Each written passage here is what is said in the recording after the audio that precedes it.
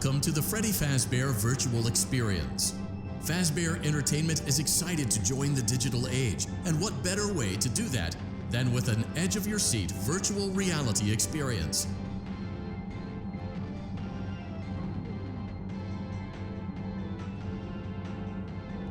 We know that Fazbear Entertainment has developed something of a bad reputation over the last few decades, and while it's true that some stories associated with our name were loosely based on actual events, the majority of them were total fabrications from the mind of a complete lunatic, lawsuits pending. But we aren't above laughing at ourselves.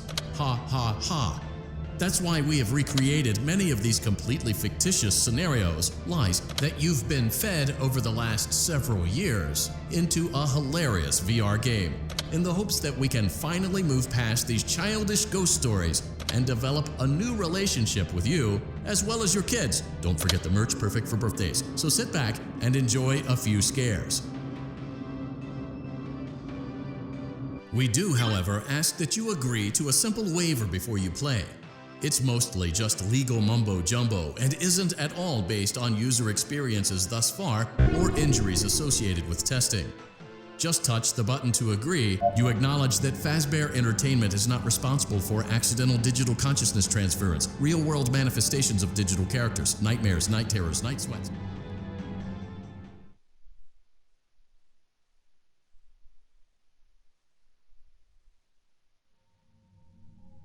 Welcome to the Freddy Fazbear Virtual Experience. Use the console in front of you to navigate the menu and pick one of the frightening experiences available. By completing these scenarios, more will become available. You'll see plenty of familiar faces and some new ones as well.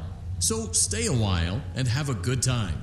And remember, despite the temporary horror you may experience, this is a completely controlled environment and you aren't in any real danger. Fazbear Entertainment not responsible for real danger. Please make a selection from the virtual menu.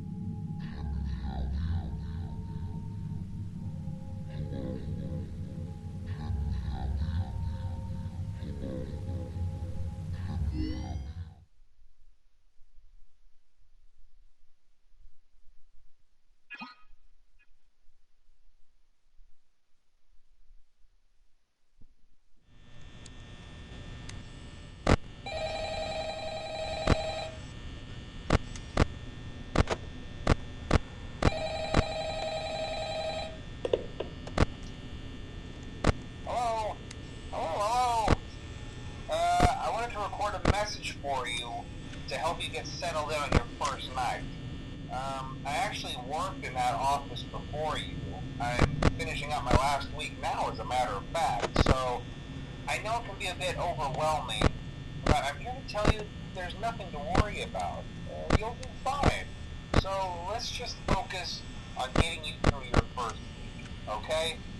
Let's see. First, there's an introductory greeting from the company that I'm supposed to read. It's kind of a legal thing, you know.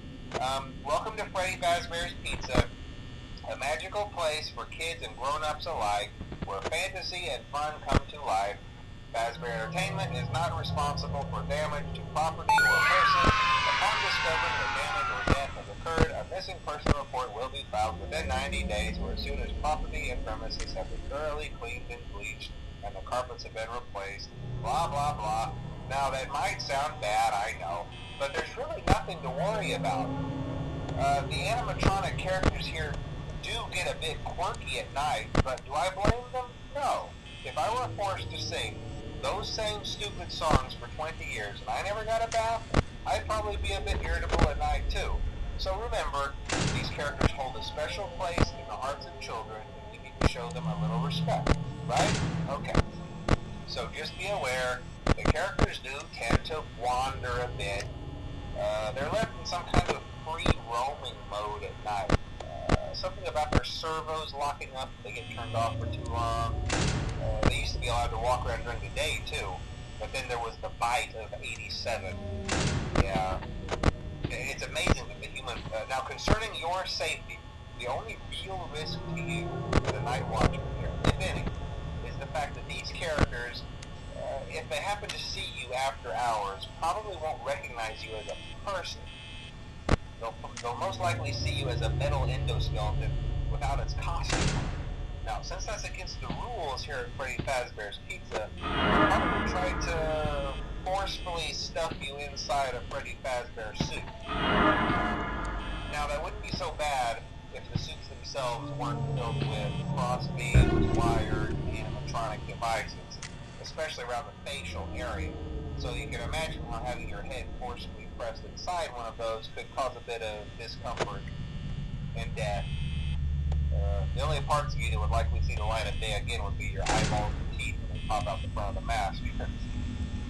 Yeah, they don't tell you these things when you sign up. But hey, first station of the breeze. I'll chat with you tomorrow. Check those cameras and remember to close the doors only if absolutely necessary. Gotta conserve power. Alright, good night.